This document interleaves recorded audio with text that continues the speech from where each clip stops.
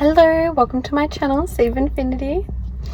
So in this video, I just wanted to kind of briefly discuss some of my downloads or rememberings or what have you about the whole sort of heaven on earth type vibe and how it kind of felt that it like would be, and in the way it kind of, came through and the metaphors and stuff.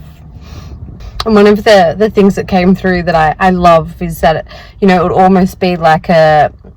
Sims game. Like we are, the characters in the Sims, but kind of, like playing a Sims game with cheat codes. And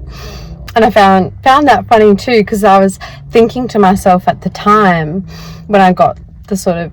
download or envisioning or what have you about it, how it's like the next Sims game that B's released, that there won't even be a next Sims game being released, because we are the next Sims game being released, if you will. We're like, updating or shifting to that sort of way of living. And then about a year after I had that sort of little thought, EA announced that the next Sims game that they had been, planning to release at some point, that they've cancelled it and won't be releasing it. And I thought, oh, how funny, like I knew it. There won't be another Sims game because we are becoming the next Sims game. We don't need to, worry about playing it on a computer, because we can just play it in real life. And I guess what I mean from that aspect of life being like a Sims game, not that we'll be like controlled by something, like we're still the one playing it while simultaneously being the character, but just that we'll have more sort of creative control and tapping into that infinite nature of source and of our consciousness and all that sort of jazz. Really tapping into that unlimited, infinite nature of reality in a way that it's kind of like we're just like playing a Sims game with cheat codes where we can do all sorts of cool and wonderful things. And so you can kind of, create your reality and create your life and experience it in the way you want. And then, kind of like imagining like an online Sims game where there's, other players. You can go visit your friend's world and, the way they've created it and things like that. And kind of like how in some of the Sims games, right, if you go to visit someone's house, it's not like you have to literally drive all the way there or something. You can almost, just go to the loading screen and then instantly sort of teleport, if you will, to their house. It could be like, a similar way as well. You can just kind of transport and teleport to different layers and fractals of reality and experiencing, different things and visiting different characters and their worlds. And it would be, less sort of living from that more sort of survival aspect that the more traditional mode of Sims can be, if you want to play it like that, but instead delving more into the creative control and cheat code sort of aspect, like motherload and just tapping into that infinite source energy of being able to do whatever we want in an unlimited nature. And the only limitation will be our own imagination. Just as we already are projecting our own reality through our consciousness and what have you, kind of like a dream, how a dream is just all our consciousness creating that reality experience for the dream. We're doing much the same sort of thing in waking reality, and so tapping into it in a more unlimited, creative aspect where we can really kind of, sort of manifest anything and everything. And so also the importance of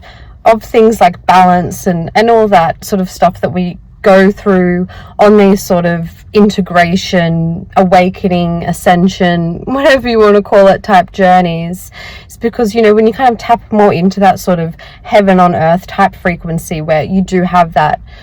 tapped into that unlimited nature of the infinite. If you don't have that good balance, you can almost get yourself caught into loops where you kind of loop yourself back down into more hell states, if you will, and out of that sort of more heavenly type, joyful, fun, peaceful, loving experience. And so, you know, there's no hard or fast rules in that aspect. You know, in an infinite universe, anything exists. But say, for example, someone with addiction issues or what have you, or even just, you know, someone with food addiction, if you want to call it, sort of things, or even people, you know, that delve a lot into, you know, a lot of lusty behavior in ways that can kind of bring you down and out of that heaven state in a way that you're not just doing it because you want to anymore. You're kind of trapped in that loop of needing it. You know, so if you were suddenly teleported to the more, you know, heaven state where you have that infinite sort of nature and you don't have that balance and integration with things, then you could, you know, end up like just being stuck on a loop of sitting on your couch binge eating all the food that you can just get unlimitedly, or, you know, you could end up stuck in a cycle of, you know, taking some sort of drug or something because you can access it unlimitedly and infinitely, that you're just in a loop of, you know, just you know, gorging yourself on that drug or what have you, or, you know, with things, you know, like more lusty type behavior or what have you, you could, you know, gorge yourself on a way in that you're not doing it from a more, you know, loving, joyful, pleasurable experience, and that you're just trying to, you know, get the high or what have you from it, that you then need to start, you know, resorting to more extreme things or what have you to get that kick, or you just kind of just are stuck in that loop of where it kind of drains that more heavenly energy out of the experience, and it becomes more of a, you know, like a fiend type energy, which, you know, you don't want, because that's bringing you out of that heaven state and into more of those hellish states, and you don't want to be stuck in an infinite eternal loop in those sort of hellish states. So before you kind of get access to that infinite eternal, you know, unlimited abundance type energy, you need more of that balance and integration in that way, where you have that sort of balanced self-control in ways where you partake in whatever you want to partake in, but in a way that you're still getting joy and you're still following your happiness, and you're not just trapped in a loop of addiction or what have you, or, you know, over consuming, or in a way that it's, you know, no longer really benefiting you or your experience at all.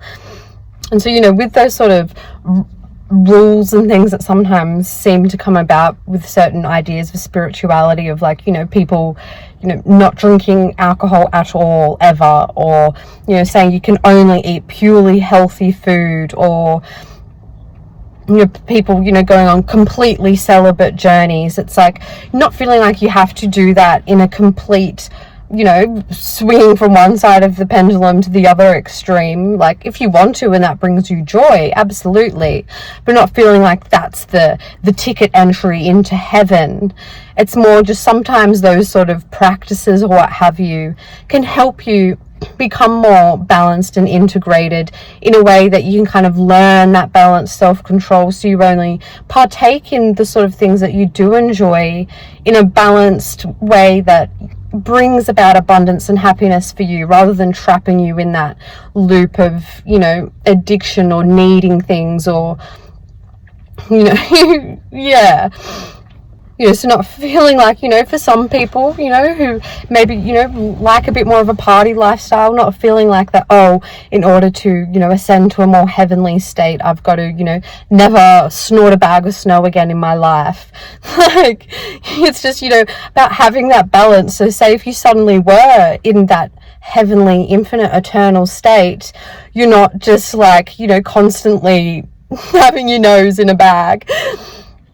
in a way that it's not even, you know, bringing about excitement and joy and happiness. You're just doing it because you feel like you need it, or it's just become a habit, or what have you. And then also, you know, not doing those things if it doesn't bring you joy, but just, you know, following your joy in that way, and using those sort of, you know, aspects of being more restrained in certain areas, not meaning that, you know, you need to be perfectly restrained, you know, holier than thou way in order to have, you know, access to heaven. But just, you know, seeing those sort of practices as ways to get yourself in a more balanced state, having that sort of self-control and discernment with things, so that you're only engaging in and partaking in things in a way that brings you joy.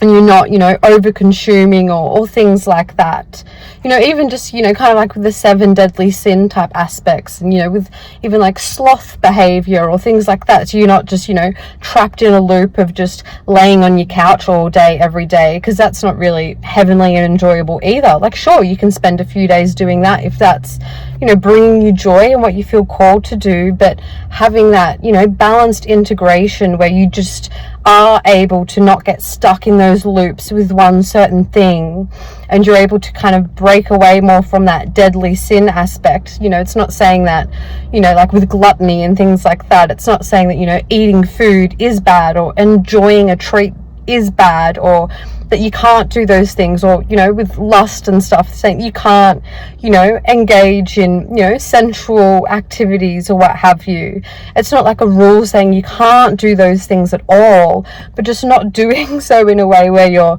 you know, over consuming, that it brings you out of that heavenly state, and you're doing it more out of a worry or fear or a need or a sort of aspect, and you're only doing things out of like a healthy, happy, want to type energy. And it's not, you know, being a detriment, and it's instead, you know, adding to your life and experience.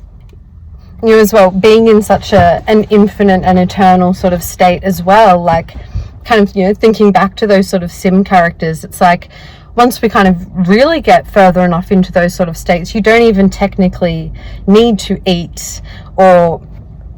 do things like that at all, because you are the source. You know, you are the consciousness projecting everything. Kind of like when you think of a Sims character, like, yes, we've, you know, programmed the game in a way that their hunger levels go down or what have you, so they need to, you know, eat food to make that bar go back up. But really, the sim character itself doesn't need food to survive or exist, because it's just running off the power of the computer, if you will, right? Like, it's just a simulated character that doesn't actually need food at all to exist, because it's just a computer generated character with that energy of electricity, you know, making the game go. So that character can just keep going if we don't code it and program it with needing to eat and have food. And so it's like a similar things with ourselves. We are actually, you know, run off that sort of source energy from internally, you know, and projecting everything through our consciousness and through that, you know, infinite, unlimited source energy. And so we don't technically, once we kind of, you know, get away from old programming and survival aspect type programming, need, you know, things like food or anything or what have you to survive and exist. We can just exist infinitely and eternally, because that is what we are. We are the energy. And so then it just becomes more about eating for enjoyment, eating for pleasure, not eating for survival. Like, if I don't eat this food, I'm gonna, you know, pass away or something.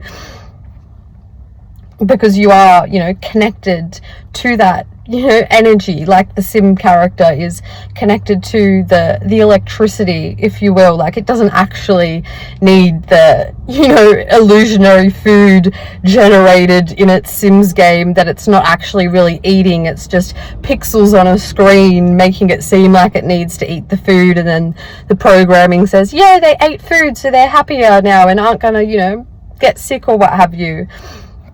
It's a similar sort of thing for us. Like, we don't actually need that food, because it's just our own consciousness manifesting that food. Like, we are all that energy. We already are the energy. And so it really does, you know, getting more into that state, move us more away from that sort of survival way of living and programming, kind of like moving away from the traditional way of playing the Sims game with the traditional rules or what have you, or with other sort of games, you know, kind of moving away from like campaign mode or story mode or what have you, and more into that creative sandbox mode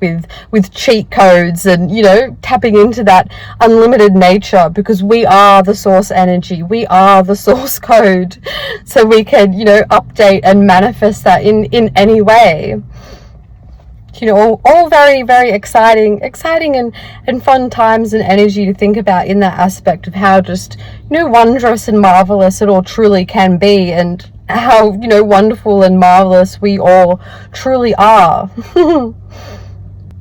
know, kind of thinking back to that sort of game analogy too, you know, where, you know, the whole world isn't kind of just sitting there on standby. It's like rendered into your experience as you move through the game world, right? And same with our reality too. Like what's kind of outside of your view isn't really just kind of sitting there waiting. It's, you know, rendered and manifested into your experience as you approach and observe it. It's really just like a collapsed infinite quantum field that we can pull from and manifest from. And so we're going to be able to really tap into that infinite quantum field to manifest whatever sort of reality that we create and imagine for ourselves to explore and enjoy and partake in, because that's what heaven is, right? Like heaven's like anything and everything that you could ever want. So